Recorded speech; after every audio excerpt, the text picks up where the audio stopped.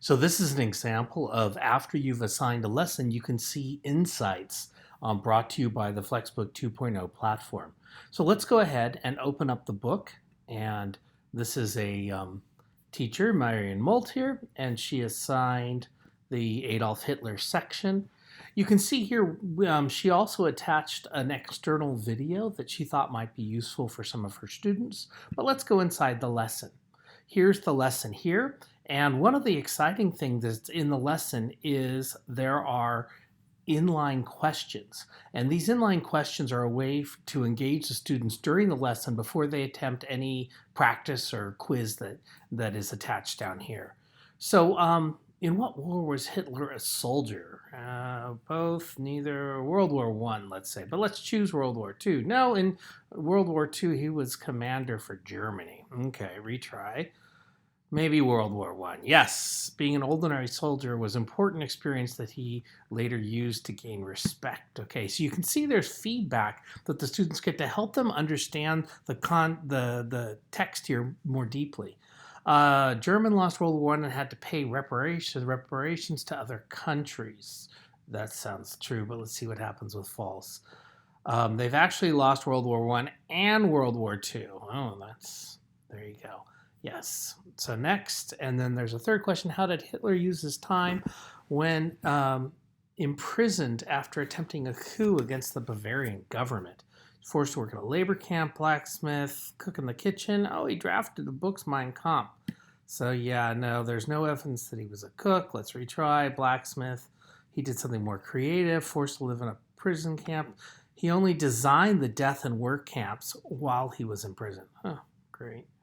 So then finally, he drafted the book Mein Kampf. Yes, as we know that. And then finally, I got all of those correct. So that's an example of inline questions in the middle of a lesson. And you can have more than just one section of these and as many questions as you would want in there. Finally, there is the quiz down here, and it has a bunch of questions that were written for this text.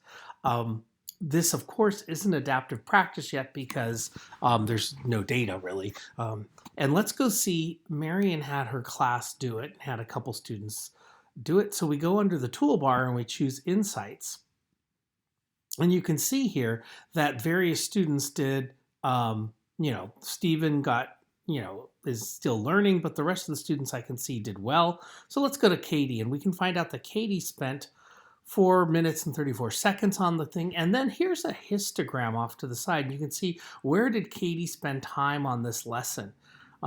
So obviously spent up to a minute here, and then kind of did that, and then definitely did the inline questions because she spent more time on that. And then finally got to the bottom, looked at the table, read this, and then finished. And then did very well on the adaptive practice. Star, on the other hand, did 5 minutes and 4 seconds, got 10 out of 10 correct on the practice at the end. And you can see where she spent her time and pretty much did the beginning. Obviously, Star didn't do the inline questions. And then she looked at this table. The table was kind of interesting. And that's about all they did. So you can see there's a lot of great information here on what each person did. And then we can go inside of Marion's classes and go to this class and take a look at the report. So this is the world history class. And then here's the reports that come out of it. And you can see at a glance here how each of our students did. And then finally, let's go take a look at Stephen.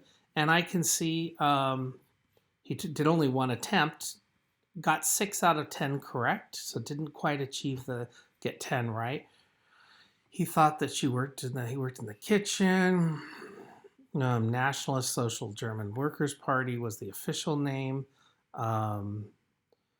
Promised to kick out all the foreigners, promise of job security in a resurrected Germany. So we can see exactly what Stephen did here, and we can see the results of any students. So we now have insights in the lesson, and then in the reports category, we can see exactly what the students did and how they're doing using a heat map chart. So you can see there's huge benefit in creating and using the FlexBook 2.0 platform in order to host non-STEM content like world history.